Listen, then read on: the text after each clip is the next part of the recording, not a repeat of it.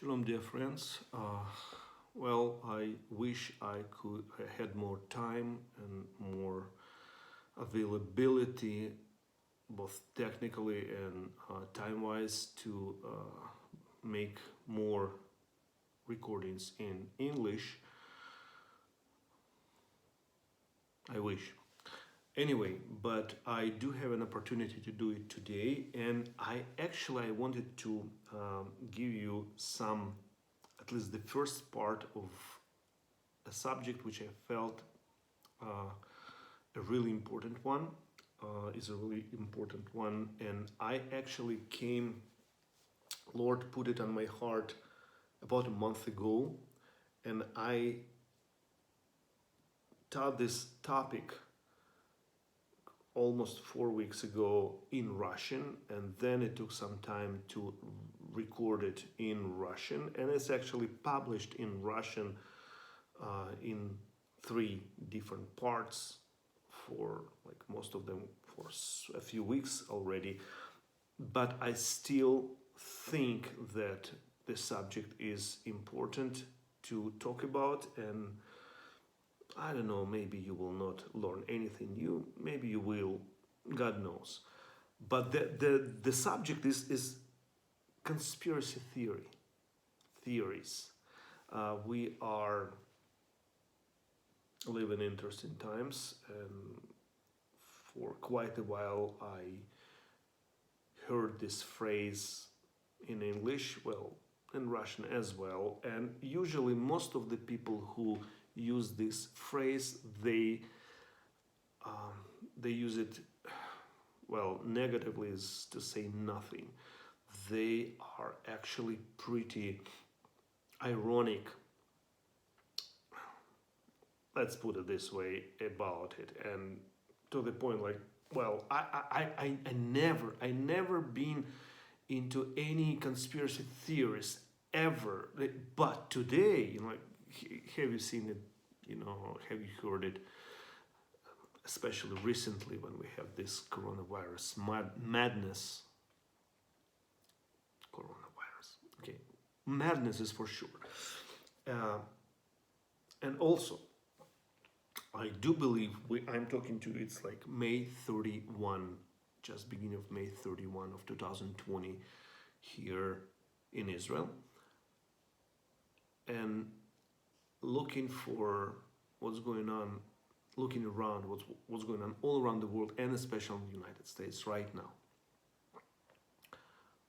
I do have a feeling that somebody is pretty interested in starting the civil war in the United States right now.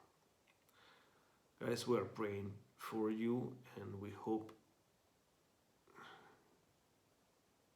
you will be wise enough not to get this a little frankly, I don't know what is the word in English which fishermen, the thing fishermen put on the hook when they try to catch the fish. Just don't swallow it. Somebody wants to put you into the situation when you will not be in control of anything for whatever reasons.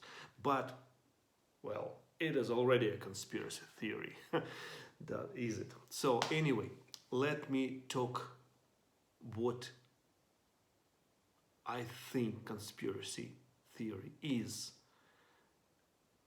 Is it the term which, normal being used, or maybe those who are taking it lightly correct? So, starting with that, here's the definition. Theory. I took the Dictionary of American English, according to which theory is a supposition or a system of ideas intended to explain something, especially one based on general principles, independent of the things to be explained. In other words, making a theory is when we try to explain a thing while positioning our explanation on information that does not have a factual and confirmed relation to the thing. Hopefully it's makes sense. The word theory is based on the Greek term theoria, which means contemplation, speculation. Thus, to make a theory is to carefully look into an information not necessarily connected to a subject of observation, to think about it and to assume what it may mean. In turn, a conspiracy is a secret plan by a group to do something unlawful or harmful, according to the same dictionary. Therefore, when one speaks of conspiracy theories, he or she assumes that there is a secret plan by some kind of a group whose purpose is to break the law or to do harm to others, while the conclusions are based solely on hers or his observations, or self and assumptions, and not on facts. Now, I would like to turn with you to the scriptures. We'll begin our reading from Genesis chapter 3, starting with verse 1 to 5. Now, the serpent was more crafty than any other beast on the field that the Lord God had made. He said to the woman, "Did God actually say you shall not eat of any tree in the garden?" And the woman said to the serpent, "We may eat of the fruit of the trees in the garden, but God said, you shall not eat of the fruit of the tree that is in the midst of the garden, neither shall you touch it, lest you die." But the serpent said to the woman, "You will not surely die, for God knows that when you eat of it, your eyes will be opened, and you will be like God, knowing good and evil."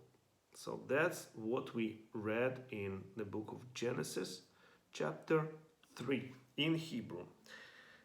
In other words, some entity that is called here the serpent, or Ha-Nahash in Hebrew, consciously distorts the words of the Creator. If you don't know what I'm talking about, just read first 2 chapters. And as the result, he finds out the level of knowing the words of God by the woman to whom he talks. After receiving needed information, he openly lies to her and gets to his desired goal to help Adam to violate God's commandment. Verse 6, "So when the woman saw that the tree was good for food, and that it was a delight to the eyes, and that the tree was to be desired to make one wise, she took of its fruit and ate, and she also gave some to her husband who was with her, and he ate." So far, this is a fact of active attack on the creation in order to disturb the Creator's plan. So far, we can see neither a conspiracy, because the serpent is the only one person, or whatever it is. Let's put it this way for now. And it is not a theory, because we're talking about factual information. Then the Creator comes into a picture, and after a short questioning, or rather a merciful provision for repentance that was not actually used by humans, God pronounces verdicts to each participant. The text that we're going to look into is Genesis 3:15. "I will put enmity between you and the woman, and between your offspring and her offspring. He shall bruise your head, and you shall bruise his heel." think many of you know these verses, even by heart. Sorry, that's not the first message I do tonight, so I have to drink something in order not to lose my voice. Few things to understand. God gives his judgment. He speaks to Adam, his wife, by the way, she doesn't have name yet, and to the serpent. And this passage, verse 15, speaks that God will put enmity between you, he speaks to the serpent, and the woman, and between your offspring, serpent's offspring, and her offspring, women's offspring. And then he, the woman's offspring, shall bruise your head, and you shall bruise his heel. First thing here, God's speech. We're reading the God's speech, and it is always Hebrew poetry. When God speaks himself, when we read the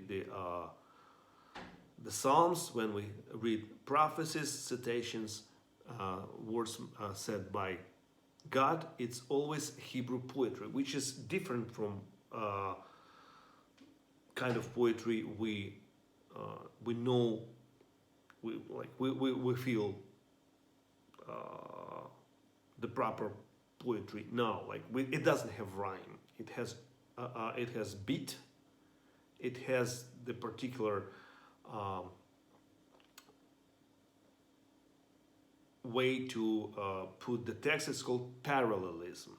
So when we speak about A and then we speak about B, then we can speak about C and about D, and then we have to either continue about C and D or get back to A and B. Or you have different other structures for Hebrew parallelism, but right here we have clearly a broken pattern, because God says, I will put enmity between you, the serpent, A, and the woman, B, and your offspring, serpent's offspring, C, and her offspring, D, and then you have either continue C, D, or get back to A, B. Instead, he said A, B, C, D, and her offspring, which is D, will bruise you, A, and you, A, will bite him, D. So, for the ancient Hebrew reader, this text had to take the reader's attention right away, because it was really broken. If you like your poetry, can you imagine if you just read good perfect rhyme which suddenly turns all around and just it's not rhyme anymore? So that's a thing. God concentrated the attention of the reader to this verse 15 because it had to deal about something really important, something which Martin Luther called to be proto-evangelium. So the serpent, the woman, serpent's offspring or seed, actually, the Hebrew word seed, which may be plural or singular, here it's plural, and then her seed, women's seed. By the way, women's don't have seeds, but okay, that's what God says, which may be also plural or singular, and then her seed. And here in Hebrew, the author uses singular, masculine.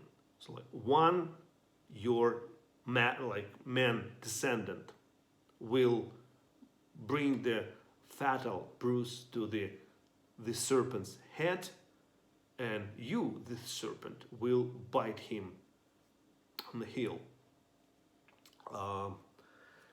Who are these? Okay, we sort of know proto-evangelium. We know that the seed is Messiah. Okay, who is the serpent and who is the woman? Okay, sure, about the serpent. Well, that's Satan. Well, that's a little bit. It is. It is Satan. But who is the Satan? Like we'll talk about it right now. But who is the woman? Well, Eve, or first woman, believed that it was herself. She didn't see any other women around, of course. Many people in church still today believe that it was Mary who gave birth to Jesus. Were they correct? I don't know. Let's see. So first, we need to read Revelation chapter 12. Let me open it. Revelation chapter 12. And it's really well-known passage. John writes that a great sign appeared in heaven, a woman clothed with the sun, with the moon under her feet, and on her head a crown of 12 stars. She was pregnant and was crying out in birth pains and the agony of giving birth. And another sign appeared in heaven. Behold, a great red dragon with 7 heads and 10 horns, and on his heads 7 diadems. His tail swept down a third of the stars of heaven and cast them to the earth. And the dragon stood before the woman who was about to give birth, so that when she bore her child, he might devour it. She gave birth to a male child, one who is to rule all the nations with a rod of iron. But her child was caught up to God and to his throne. And the woman fled into the wilderness, where she had a place, and so on and so forth. So let's stop here. Woman, she is pregnant. She is delivering a baby boy, and it is the Messiah, as we understand. And she is, for some reason, clothed with the sun, with the moon under her feet, and on her head a crown of 12 stars. What does it mean? Let's go back to the book of Genesis, and we'll open chapter 37, verses 9 and 10. Then he, Joseph, dreamed another dream and told it to his brothers and said, Behold, I have dreamed another dream. Behold, the sun, the moon, and 11 stars were bowing down to me. But when he told it to his father and to his brothers, his father rebuked him and said to him, What is this dream that you have dreamed? Shall I and your mother and your brothers indeed come to bow ourselves to the ground before you? So here Jacob undoubtedly realizes that the sun and the moon and 11 stars, well, striking similarity with Revelation 12, are himself, his wife, and 11 sons who came to bow down before Joseph. Well, at the time when the book of Revelation, the Revelation which was written later into the book by John the Apostle, Genesis was well-known text. So, and for him it was really, really easy to understand that the woman who was clothed with the sun, which is Jacob, with the moon under her feet, which is Jacob's wife, and on her head a crown of 12 stars. The only difference that Joseph saw 11 stars around him. Here she has 12, including Joseph. So this woman who had to bring to the world the Messiah is a Jewish nation. So the woman from to whom God speaks, about whom God speaks in front of first people and the serpent in the Garden of Eden, is the nation of Israel, which was not born yet, which the first woman nor Satan had any idea that God will create someday out of basically old bodies of really old people who were not about to give birth to anyone anymore. Anyway, so God spoke not about the first woman, he spoke about the nation of Israel. And one seed who had to give this blow to the serpent's head was the same child which had to be born, about whom we read in Revelation 12. Then, verse 9 of the same chapter 12 in the book of Revelation. And the great dragon, the same dragon, like red dragon, who was standing against this woman, was thrown down, the ancient serpent, or literally the serpent which was from the beginning, who is called the devil in Greek and Satan in Hebrew. So this dragon from the vision is Satan and devil in both languages, spoken languages. But he is also explained as the ancient or serpent from the beginning. Which serpent from the beginning? Let's go back to the book of Genesis. Actually, in Hebrew, as it is in English, you have, let me remember this term.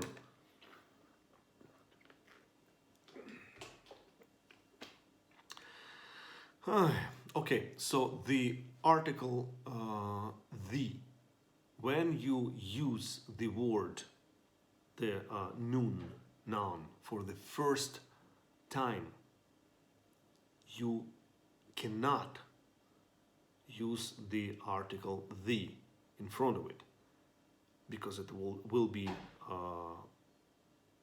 not grammatically correct.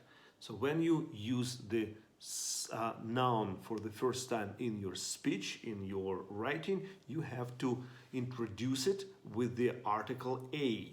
Of course. Sure? So, and then, when let's say, my dad just purchased a car. Normal. And when you have to explain that this particular car, not any other car, you continue explanation. So say the car is the red Ford, like Mustang, let's say.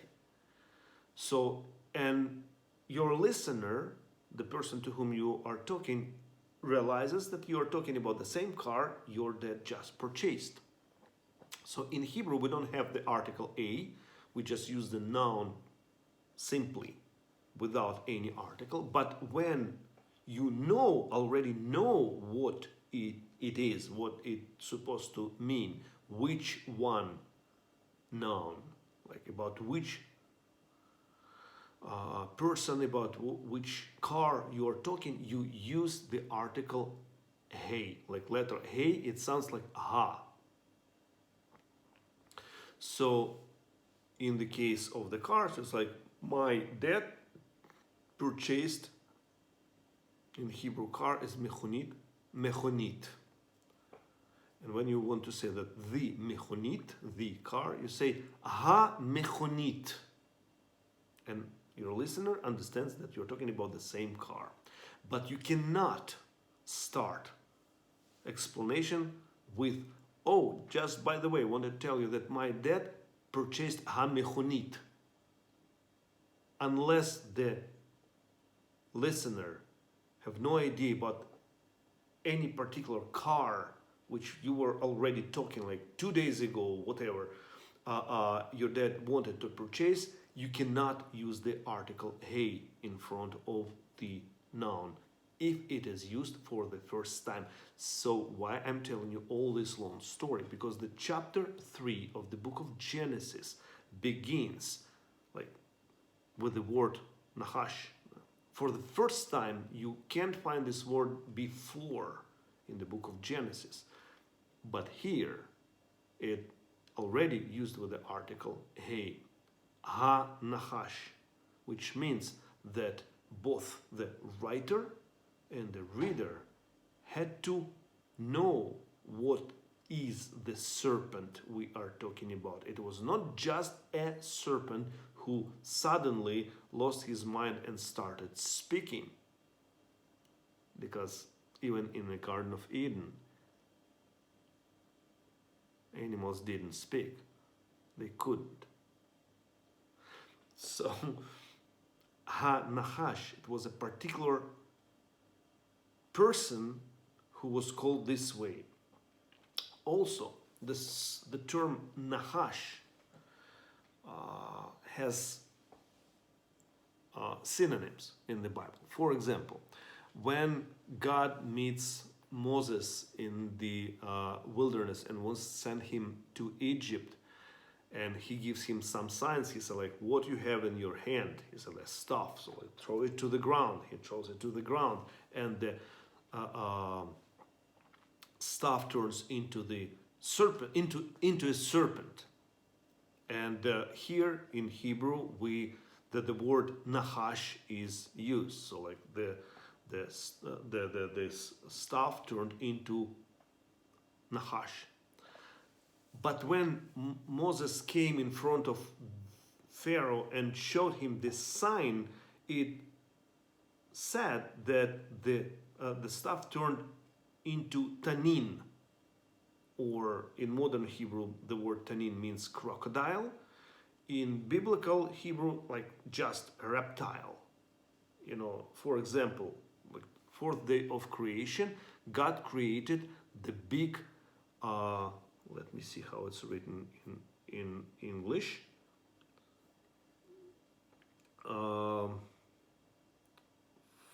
Where's that? And God said, no, it's fifth day. Yes, just a second. I'm sorry. Livestock.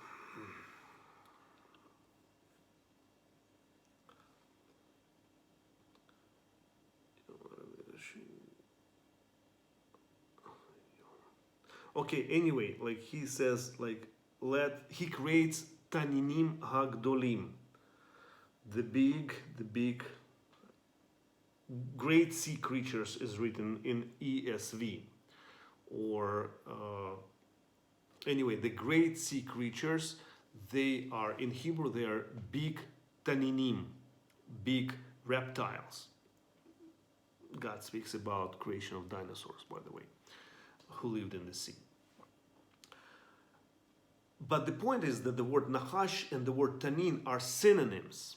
So Nahash is the snake. Tanin may be a snake, maybe just a reptile. Right here is the big water creature, sea creature. But in fact, in the book of Isaiah, the word Tanin, translated by the Hebrew translators of Septuagint, the ancient Hebrew Greek translation, as dragon. So Nahash can be a reptile, can be a dragon. All three words are synonyms. In other words, when we get back to Revelation 12, we read about the great dragon who is ancient serpent. He is Ha-Nahash from the Genesis 3. He is Satan and he is devil. So basically, when we are talking reading our story from Genesis 3:15, we are talking about God giving judgment to Ha-Nahash, who is Ha-Tanin, who is Satan. And Satan, I just don't want to it already took too much time, but if we'll get to the book of Isaiah, is the Kruf, and Ezekiel says that Satan is a Kruf, and Isaiah explains that this Kruf, he has a name in English. It's the shiny one, Lucifer. In Hebrew is Helel ben Shachar. So Shachar is the morning star or dawn. Ben, of course, is the sun. Helel, it's not just shining one. It's the old Semitic word, which one of its meanings is the new moon. Anyway, and by the way, Isaiah 14:12 and Ezekiel 28:16.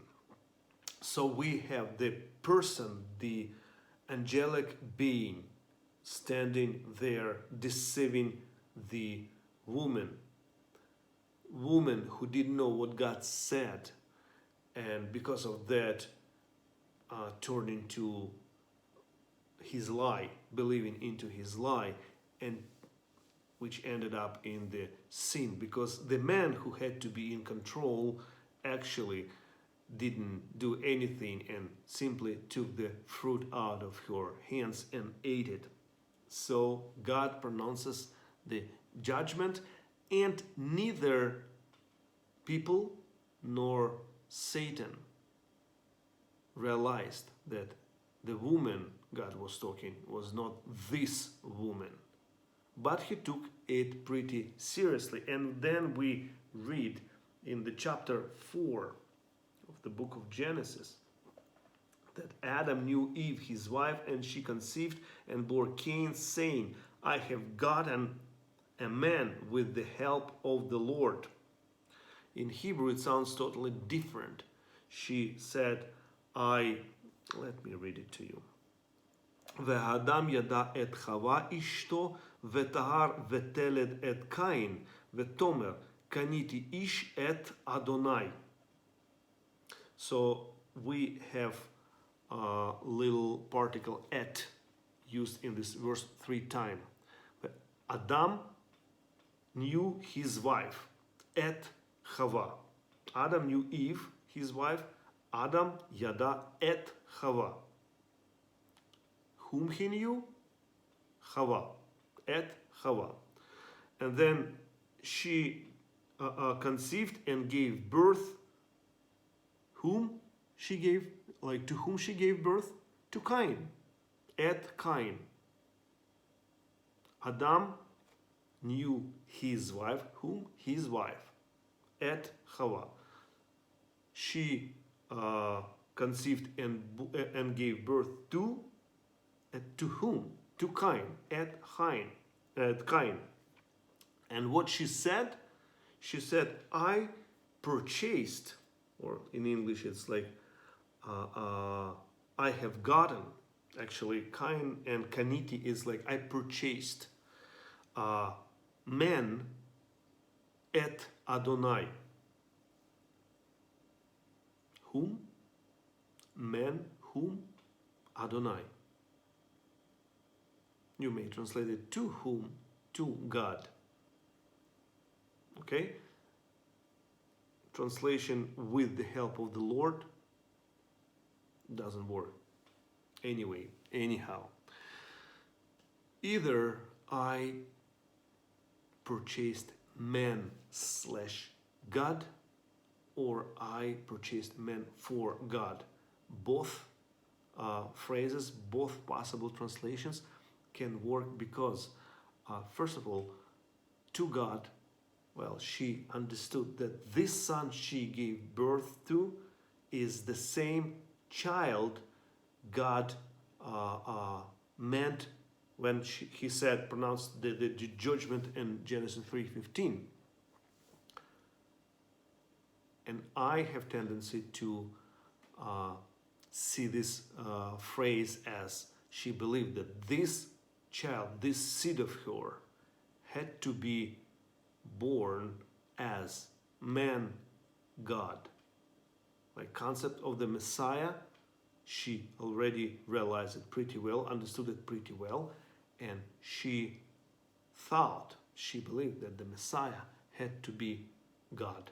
And of course she didn't know that the woman who will bring birth to this Messiah is not herself. It's the nation of Israel, which will be created in many, many years from then. Neither Satan realized that the child which was born was not destined to give him this blow. So what he started to do, he started to work with this child. Why do I believe, like Bible is pretty silent about it. Why do I believe so? Well, because when we read the whole story about Cain and his brother and about their relationship with God and how it ended up, we clearly see that Cain knew that God exists.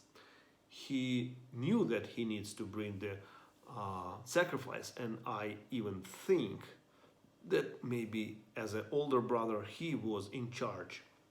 He was the person who initiated the sacrifice. His brother just followed.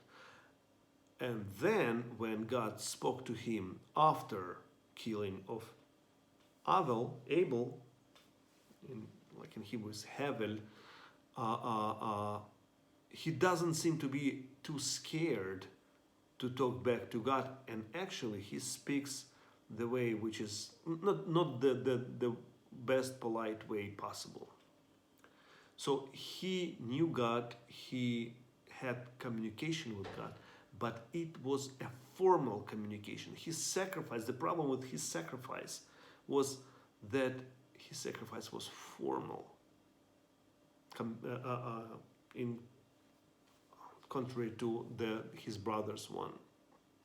So his relationship with God was not the personal one, personal faith. It was the way that we need to do it. It's important. Our parents taught us how to do it, and it was called a religion. So, and I believe, and that's another topic and not tonight, but I believe that one of the really important blows to the humankind by Satan was the establishment of religion. So right here, he started to work with this child, and it took many years before the child's relationship with God turned into from personal one to a formal one, being a religion. So at this point, we clearly see that Satan, the ancient snake, serpent, Nahash, he has an idea to fight against God. So it's not a theory, it's the matter of fact. But right now, we see that he is kind of getting this child to become one of his followers, like working according to his rules against God's rules. So we already have sort of a conspiracy, if you want.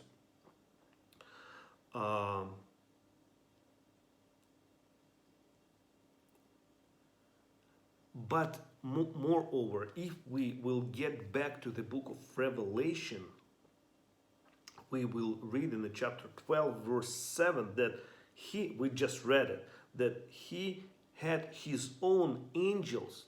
It was a fight in heavens between him and Michael, him and his angels, and Michael's angels, and that he had swept 1/3 of the stars from heaven. Verse 4, and these stars de facto are not huge clouds of gas, since this way such an event could destroy the physical balance in the universe.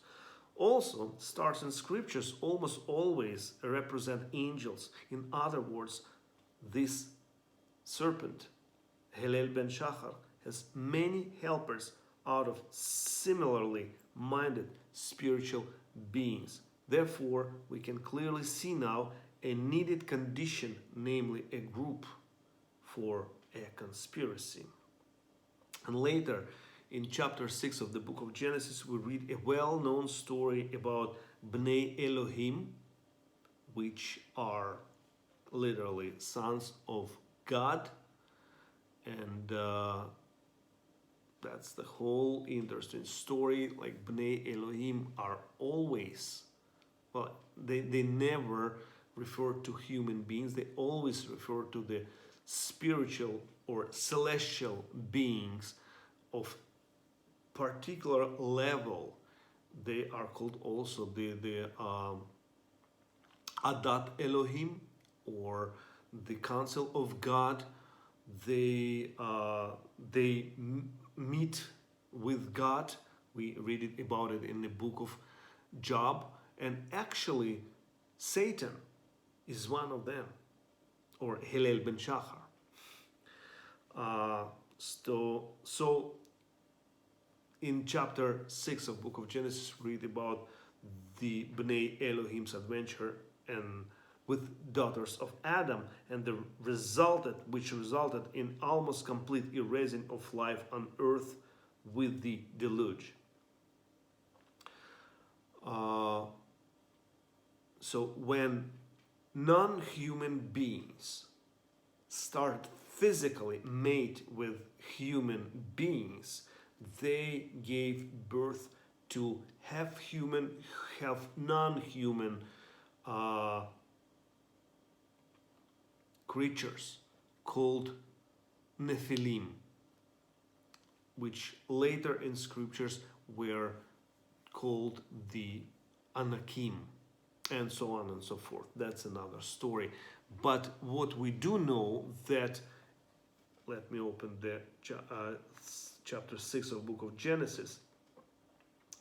The first 8 verses of chapter 6, that's about this story between the sons of God and the daughters of Adam, and the Nephilim, which were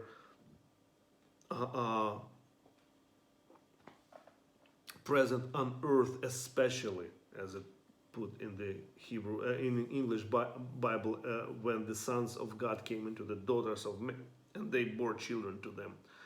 And then the Lord saw the wickedness of men, and then he claimed the judgment over the earth and the life on earth. And in this context, we turn to verse 9 of this chapter 6, and these are the generations of Noah. Noah was a righteous man, blameless in his generation. So when we read it, we are talking about generations of Noah, and we understand that he was a righteous man, he was blameless in his generations. So what are the main words we can see from this little sentence? Of course, righteous. He was righteous. God have chosen him because he was righteous. Even more, he was blameless. And the word generation, we just sort of mixed with the previous statement when we read about generations of Noah. Actually, that's the wrong approach. The main word here is generation. The point why Noah, forgive me, I'm just turning into Hebrew pronunciation, was chosen, it was his blamelessness in his generations.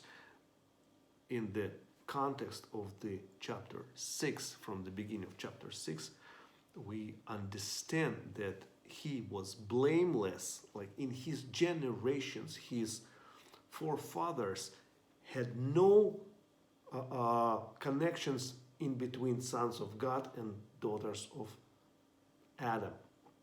Basically, Noah, his family line, his sons and his wives' family line, they had no angelic DNA, if you want. So they were only 8 people on earth who came to the point of the flood being having non-angelic blood, angelic DNA in their body, and that's why everybody else, including animals, had to be destroyed.